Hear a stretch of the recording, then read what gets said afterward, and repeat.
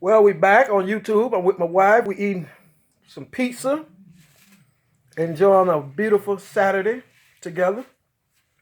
I'm at home relaxing, and something I don't do much. So I'm going to interview Lakeisha Smith Lewis, and I think the question would be, how does it feel falling in love or marrying an ex felon? Now here's Lakeisha. I turn the camera to her, and we're going to ask her, how does it feel to fall in love with old ex-convict? Well, initially, it was not the plan to fall in love with an ex-convict. But being that I did, um, I had dated people before that had been in jail or incarcerated before. I even had a prison bae before. But never did I think that the road would have led me to be married to someone from prison. He was not my prison bae, but I met Cory after he was recently released from incarceration. By the time I met him, he had been out for a while and he had started his trucking business back, and we met each other through our children, our daughters. So, excuse me, after he told me of his past, it really didn't matter much. I was looking for certain things. I was raised by my father, and he always told me to look for someone that's hardworking, someone that don't mind working. You don't have to tell them to go to work. I hate self-braggers.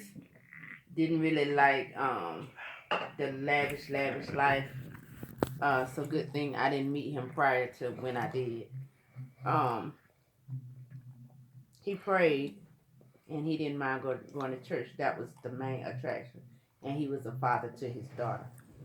So after that, just talking to him and understanding that he had struggles and life took him, on a roller coaster ride just like mine had, only I hadn't been in prison. So I learned that you shouldn't judge a person from where they've been. I never been the type person that'll judge a person from where they've been or how they live or whatever, because you never know where that person gonna end up. So meeting him prior to prison, I seen the drive in him. So that brought the love on. He was driven. He was spiritually driven, and he was um, spiritually driven. So that's what attracted me to the great Cory Lewis.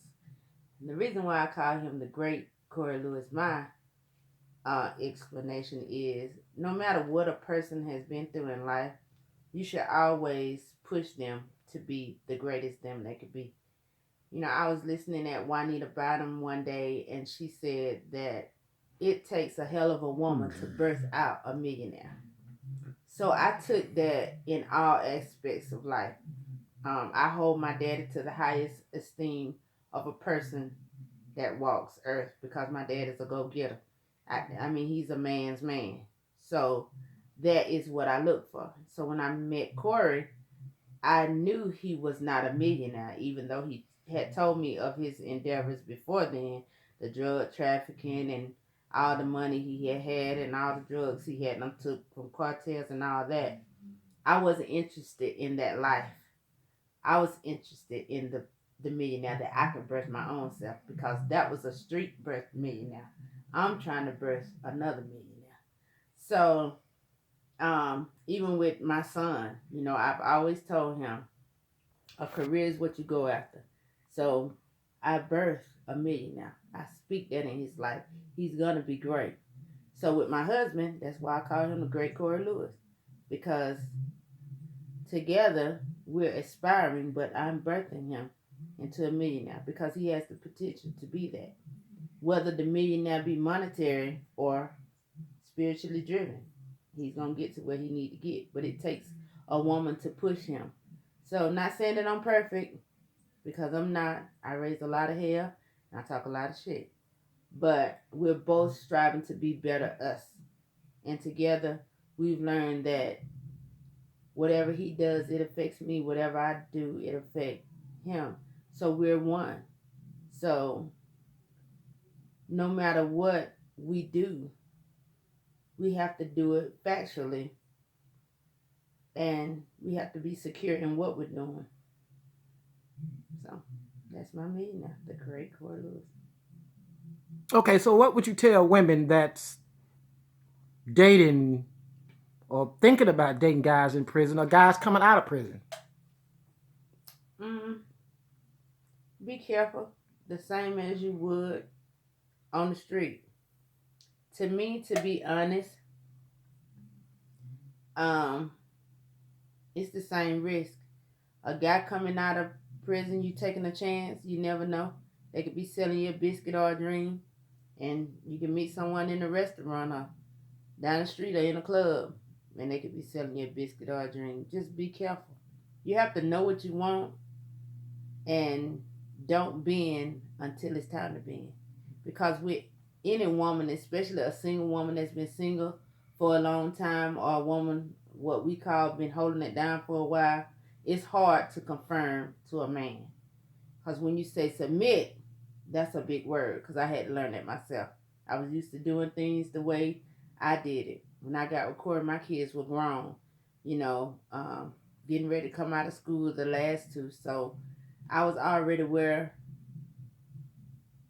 I should have been ready for just me and him in life together. So you take a chance. You have to make sure that the man's head is on straight, and you can't have a great expectation for a person, because when you expect something from your mate, whether he's coming out of prison or whether he's been on the street, that's where you mess up at. Your expectation got to be for yourself. You got to know who you are and be able to stand in that. And then if that person love you, then it'll pan itself out. And if you love the person, it'll pan itself out. It's called compromise. So take a shot at it. So are you glad you took a shot at it? If you had asked me maybe a month ago, I would have said hell no. But today, looking back on it, having learned, as much as I've learned, um, yeah, I think it's one of the best things that I could have done.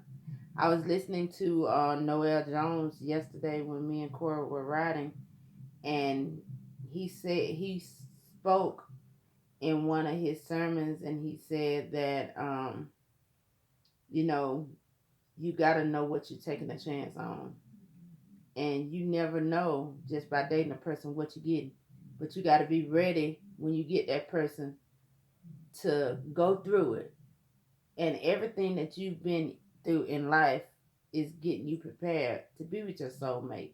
So you neither one of you cannot hold each other accountable for whatever you've done in the past. When I met Cory, whatever he did in the past, if ever somebody come and tell me, well, Cory was this, Cory was that, I tell them anything past October 14th, 2015, it don't matter to me. I don't know that Cory. I know this Cory.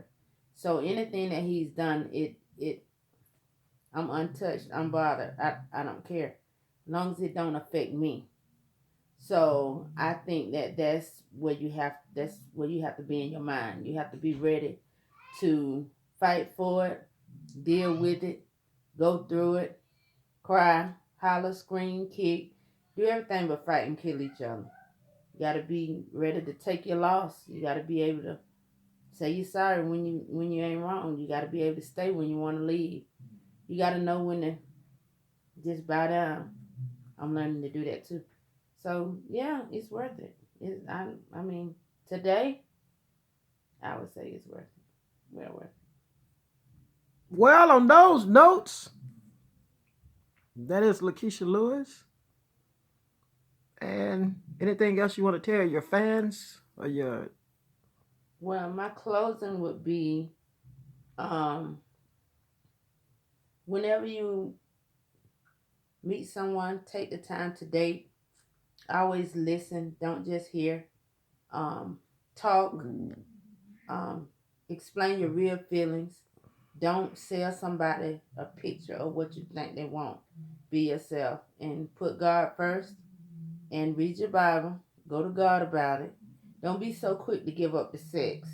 Yeah, I know that's cliche. People feel like I need to test it before, you know, I buy it or however they say. No, just take your time. And then when the time is right, and if you know that you're in it with the person, dating long term to me now is a fad. If you know that you want to be with the person, go ahead on, lock it in, and be through with it because nowadays it ain't too much left.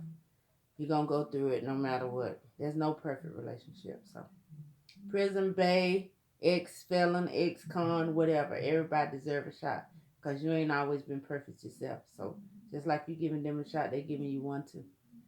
So, just good luck. Well, I thank you for the interview for today, and we'll be back at you next time. This is the great interview with Mrs. Lakeisha Lewis, and we'll see y'all next time. Thank you.